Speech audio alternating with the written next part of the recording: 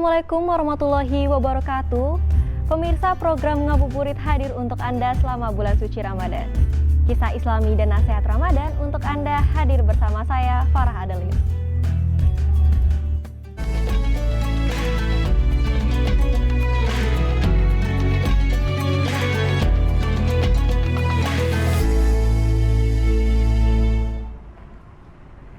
Pemirsa, Masjid Cut Mutia yang terletak di Jakarta Pusat menyimpan banyak cerita di baliknya. Bangunan peninggalan abad ke-19 itu dahulu merupakan kantor biro arsitek Belanda hingga kantor Angkatan Laut Jepang. Kami akan ajak Anda melihat pesona Masjid Cut Mutia.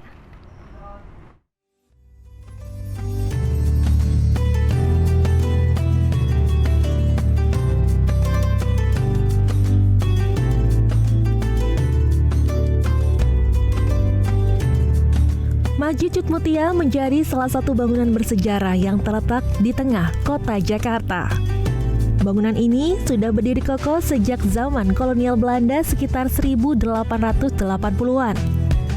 Masjid ini sempat beralih fungsi beberapa kali sebelum menjadi masjid ikonik di kawasan Menteng. Dahulu masjid ini pernah digunakan sebagai markas atau kantor arsitek, serta kantor pos pemerintah dan jawatan kereta api. Namun sejak 1987, saat Gubernur DKI Jakarta Ali Sadikin menjabat, bangunan ini digunakan sebagai masjid untuk tingkat provinsi. Penamaan Cut Mutia pada masjid ini bukan karena ada unsur Aceh ataupun terinspirasi dari tokoh pahlawan Cut Mutia, melainkan karena lokasinya yang terletak di Jalan Cut Mutia, Jakarta Pusat. Memang sejarahnya adalah pertama ini basically bukan masjid sebenarnya. Jadi Masjid Cut Mutia ini dulu ialah gedung perkantoran yang digunakan oleh pemerintahan Belanda pada waktu itu. Jadi udah tahun 1800-an akhir kalau nggak salah. Nah itu dijadikan kantor pos pada waktu itu. Terakhir ya, tapi udah 100 tahun terakhir pemerintahan Belanda lah kira-kira. Nah setelah Belanda tumbang, kita merdeka, tahun 70-an itu dipakai menjadi gedung MPRS. Gedung MPRS atas inisiatif waktu itu Jenderal Besar Nasution. Nah oleh beliau juga, atas inisiatif beliau juga, gedung MPRS itu dirubahlah menjadi masjid yang bernama Cut Mutia. Itu juga dirubahnya sama Jenderal Besar Nasution juga, gitu loh. Nah kenapa nama Cut Mutia? Simpel sih, karena memang jalannya. Gitu, karena beberapa orang tuh nanya sama kita, namanya kenapa Cut Mutia gitu kan, dikira ada hubungannya dengan nama Cut Mutia atau keacehannya dan lain-lain. Sebenarnya enggak, cuma memang karena jalannya jalan Taman Cut Mutia pada waktu itu. Gitu sih. Katanya.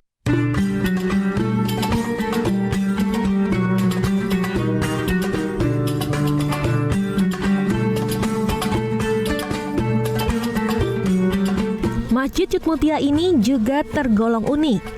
Bangunan arsitektur masjid kental dengan nuansa Eropa klasik dan tak ada kubah pada bagian atapnya. Meskipun sudah berumur lebih dari 2 abad, Masjid Cut Mutia masih berdiri kokoh hingga saat ini. Pada bagian dalam masjid terdapat pilar-pilar besar menjulang tinggi di tiap sisi masjid. Jendela masjid berjumlah 50 buah dan terdapat 16 buah pintu yang tersebar di seluruh bangunan masjid. Sementara pada bagian atas dinding tersusun huruf kaligrafi bercorak warna-warni.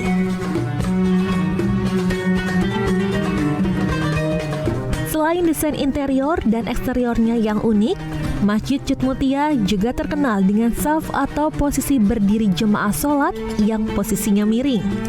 Ini disebabkan karena bangunan ini awalnya memang tidak didesain untuk masjid. Masjid Cut Mutia juga kerap menyelenggarakan berbagai aktivitas keagamaan. Kegiatan keagamaan yang digelar tiap bulan suci Ramadan diantaranya Festival Musik Jazz Islami atau Ramadan Jazz Festival, Bazar Ramadan, sampai menyediakan menu buka puasa bersama setiap hari. kita juga Masjid Cud Mutia sendiri tetap mengadakan PAUD atau pendidikan anak usia dini. Jadi itu yang kita juga lebih kental kepada ilmu-ilmu yang Islami lah kira-kira gitu. Nah itu memang itu rutin diadakan tiap minggu sih Mas di atas juga. Selain itu memang di atas juga ada pengajian remaja yang memang diadakan tiap minggu gitu. Jadi mereka semua base-nya di atas.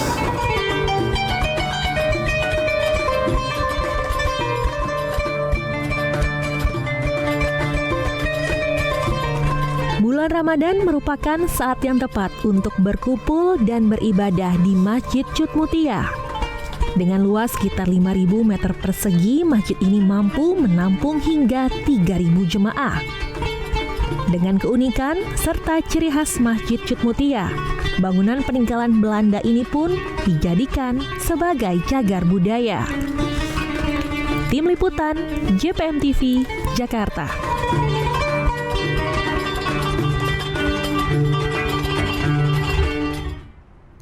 Selain nilai sejarahnya, Masjid Kuno Taman Arum juga menyimpan kitab-kitab kuno. Ada Al-Quran, ada kitab-kitab fikih, dan masih menggunakan tulisan tangan. Bagaimana keunikannya? Berikut liputannya.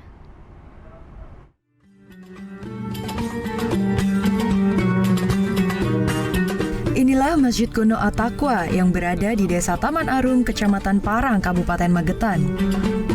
Masjid bergaya arsitektur kuno ini dibangun pada tahun 1840 Masehi atau setelah Perang Diponegoro usai tahun 1830-an. Masjid ini dibangun oleh dua tokoh Islam pengikut Diponegoro yang bersembunyi dari kejaran Belanda. Dua tokoh tersebut adalah Kiai Haji Imam Nawawi dan Kiai Haji Mustarim. Keduanya dimakamkan tak jauh dari Masjid At-Taqwa. Ada keunikan yang dijumpai jika Anda mendatangi masjid ini, yaitu kumpulan kitab-kitab kuno yang jumlahnya puluhan kitab dan masih tersimpan rapi.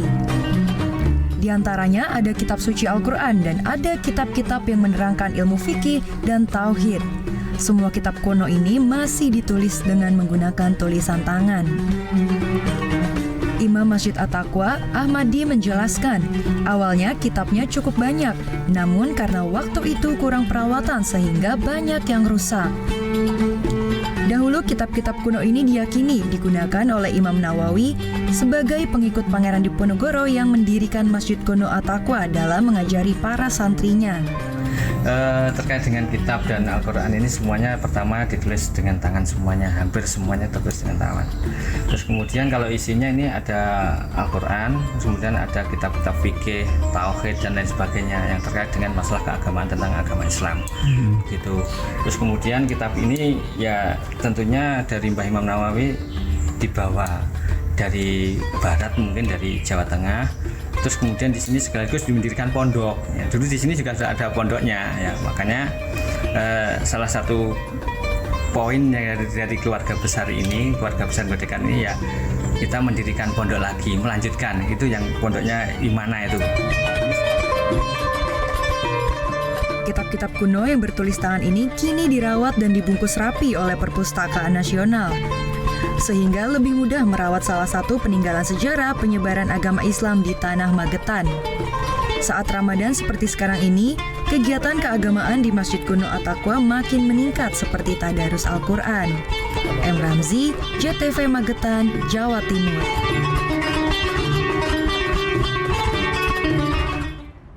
Sejumlah santri Pondok Pesantren Dalur Arsy di Kampung Cibungur, Lebak, Kabupaten Lebak mengikuti kajian Kitab Kuning.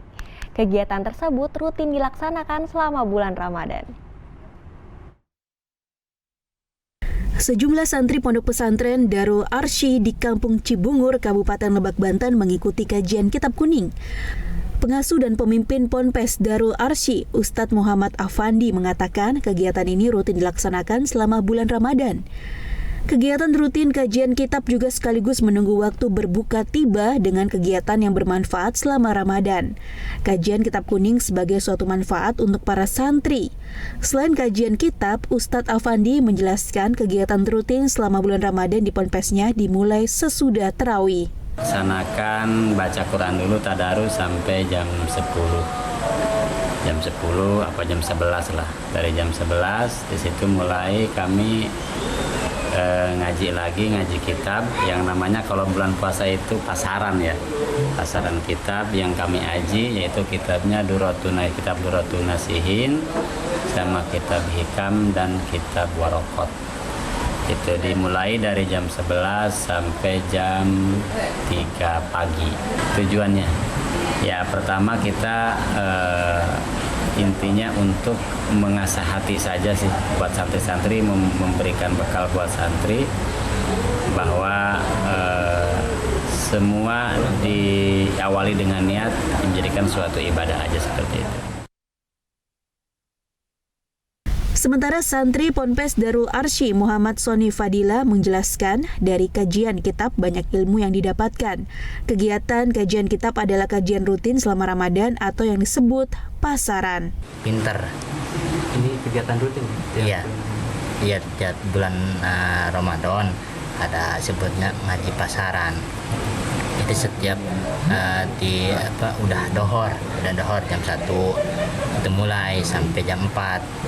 Udah jam 4 itu sholat jamaah. Itu, udah sholat jamaah baru masak buat pembukaan, buat buka puasa. Total ada 30 santri, putra dan putri di Ponpes Darul Arsy yang berasal dari Kabupaten Lebak dan sekitarnya. Suhendi, JPM TV, Kabupaten Lebak, Banten. Usai jeda saya akan mengenalkan masjid kuno berusia 200 tahun lebih. Tetap bersama kami di JPM TV.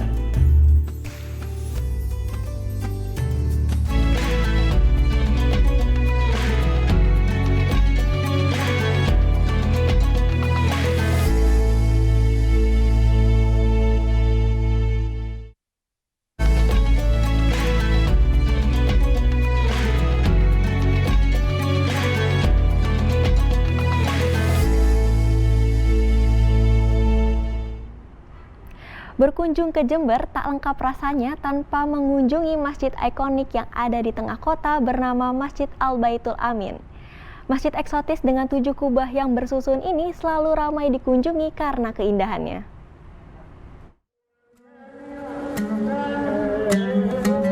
Masjid Al-Baitul Amin berdiri di tengah jantung kota Kabupaten Jember. Dirancang oleh seorang arsitek asal California, Amerika. Masjid ini sempat menjadi masjid termegah se-Asia Tenggara di tahun 80-an. Di balik kemewahan Masjid Al-Baitul Amin ternyata menyimpan riwayat, filosofi, dan keunikan arsitekturnya tersendiri. Hal itu pula yang menjadikan masjid di jantung kota Jember ini begitu ikonik dari masjid lainnya.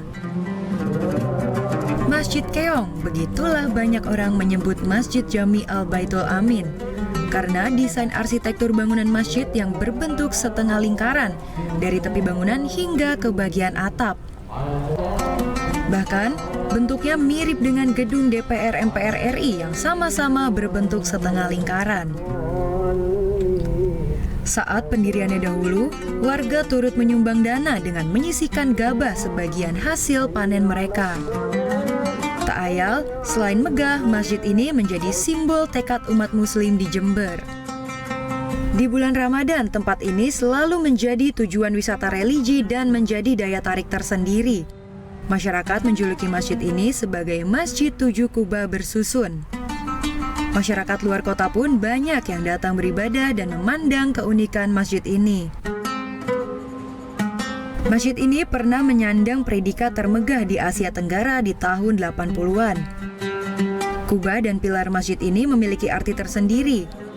7 kubah yang menjadi atap masjid ini merupakan simbol kekuasaan Allah Subhanahu wa Ta'ala yang telah menciptakan 7 lapis langit dan 7 lapis bumi.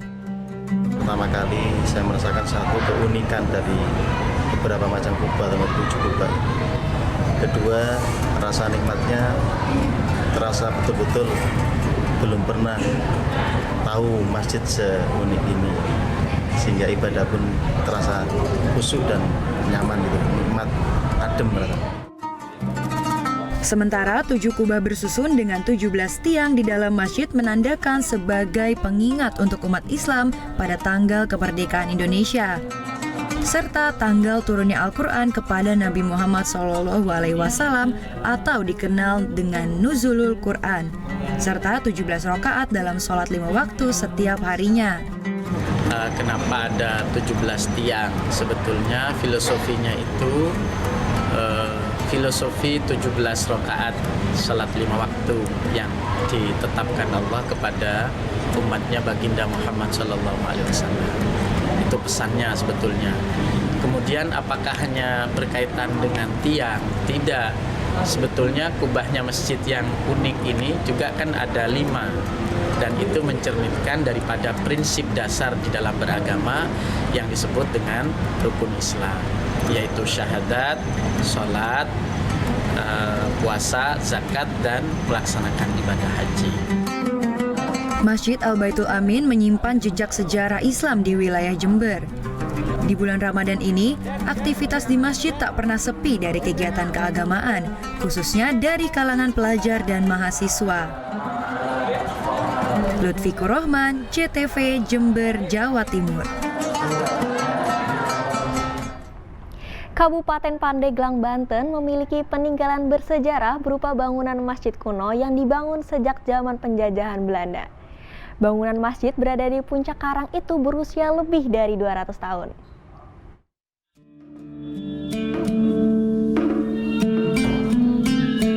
Masjid Baitul Arsi yang terletak di Kampung Pasir Angin, Kelurahan Pager Batu, Kecamatan Majasari, Kabupaten Pandeglang, Banten, telah berusia 4 abad.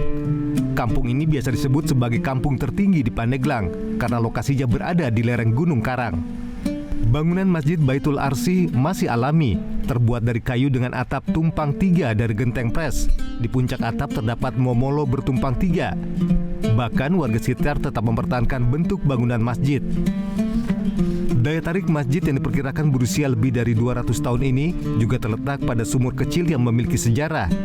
Air sumur ini tidak pernah surut dari awal pembangunan masjid hingga saat ini. Ornamen masjid yang khas zaman dahulu menjadikan rasa penasaran masyarakat yang ingin mengetahui keindahan masjid kuno tersebut. Masjid Baitul Arsi disebut sebagai tempat berkumpulnya para wali. Banyak masyarakat yang datang berkunjung ke masjid ini, baik dari Kabupaten Pandeglang maupun luar daerah. Pendiri nama abah kita tak terang, kalau tak abah kita apa lagi? Pendiri nak tahun sabar, didirikan tahun sabar, terang. Abah ya 70 tahun aja umur. Bapak kalau tak abah atau kau membuyut tak abah, atau terang. Gitu kan yang ada menasaha tahun sabar. Jadi perkiraan kamar banget 200 tahun mah doang kaluri telangkung 200 tahun. Itu ayah nu bebeja kalau balam sama meh Banten sensok ayah musyawarah para wali di puncak gunung.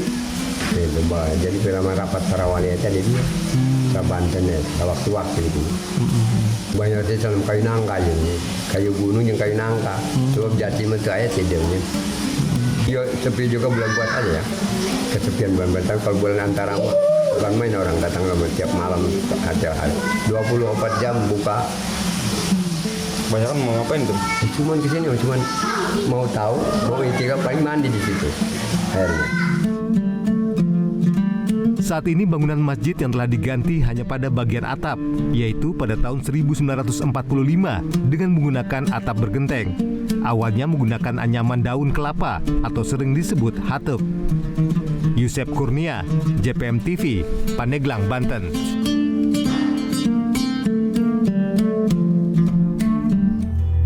Usai jeda kami akan kembali dengan Kultum Ramadan. Tetap bersama kami.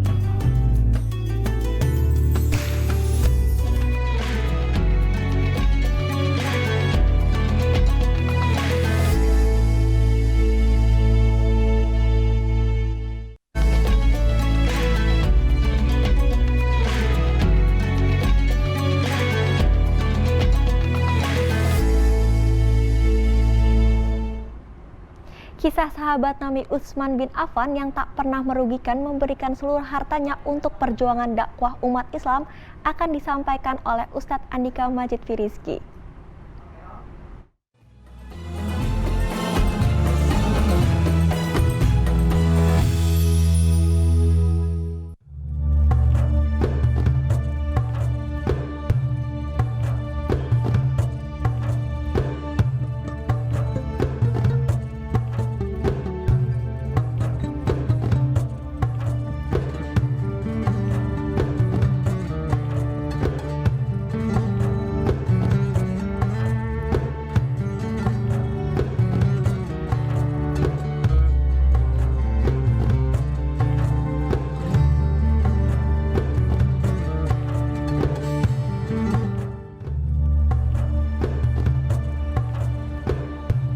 Bismillahirrahmanirrahim.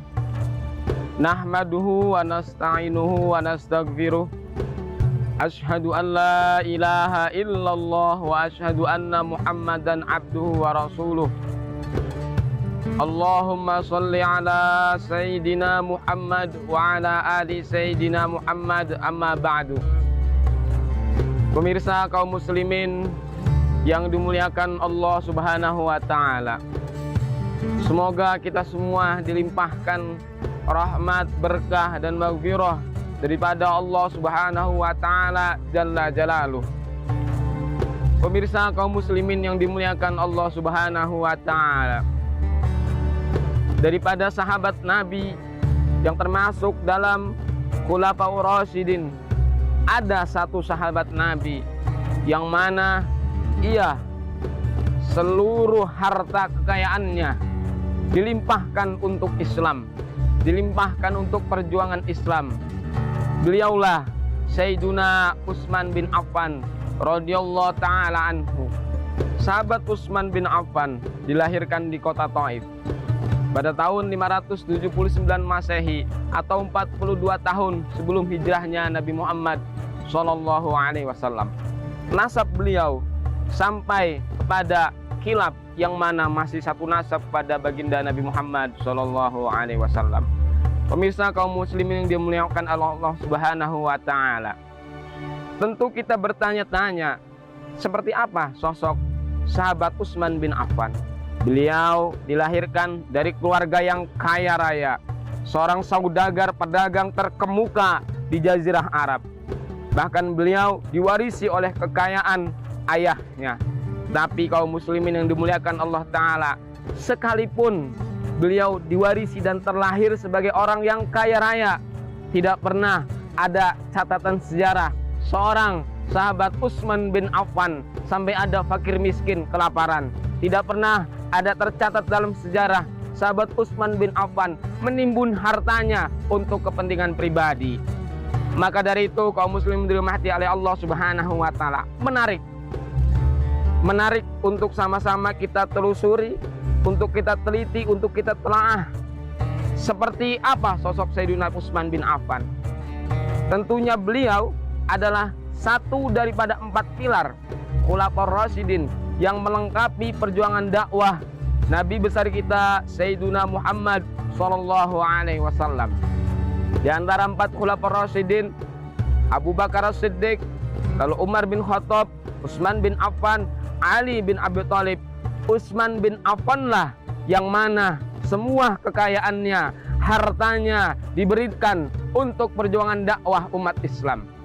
Maka ini menjadi pecutan semangat buat kita semuanya yang diberikan, dititipkan nikmat harta, nikmat rezeki oleh Allah Subhanahu wa Ta'ala. Patut mencontoh Sayyidina Utsman bin Affan radhiyallahu taala anhu. Bukan tidak boleh orang Islam itu memiliki dunia, bukan tidak boleh orang Islam itu kaya raya, bukan tidak boleh orang Islam itu terkemuka, banyak hartanya. Boleh, wajib, akan tapi dengan syarat untuk diperjuangkan kepentingan umat Islam. Sehingga tidak ada lagi fakir miskin yang menangis kelaparan. Tidak ada lagi pemuda-pemudi yang mana mereka bingung untuk mencari pekerjaan sehingga memilih jalan yang salah. Mari bersama-sama kita berkaca diri. Dititipkan kita harta oleh Allah Subhanahu wa Ta'ala untuk memperkaya diri dan anak istri serta keturunankah, atau benar untuk perjuangan dakwah umat Islam? Mari bersama-sama kita semua bertafakur diri.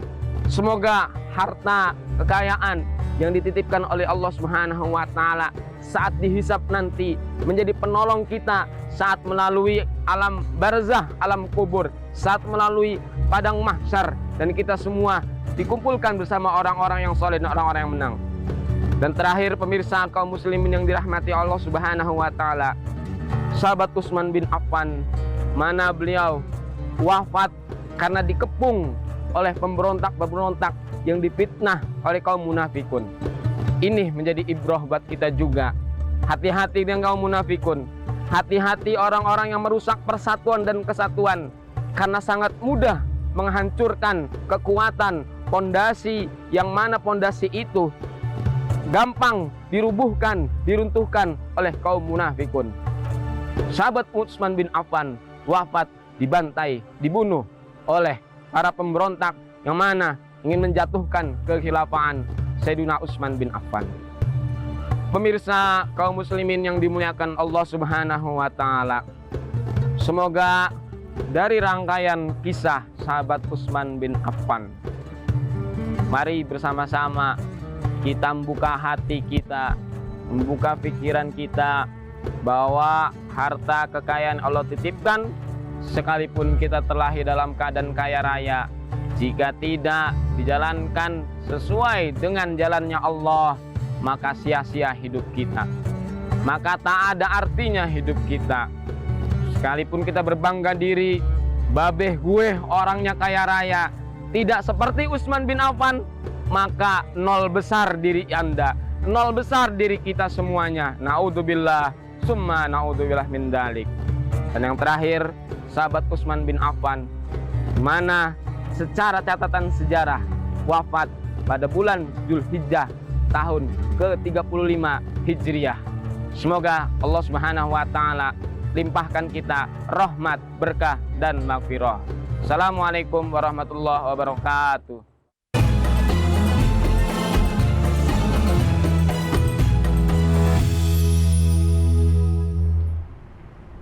Pemirsa, demikian episode Ngabuburit kali ini. Saya Farah Adlin undur diri dari hadapan Anda. Selamat berbuka puasa dan sampai jumpa. Wassalamualaikum warahmatullahi wabarakatuh.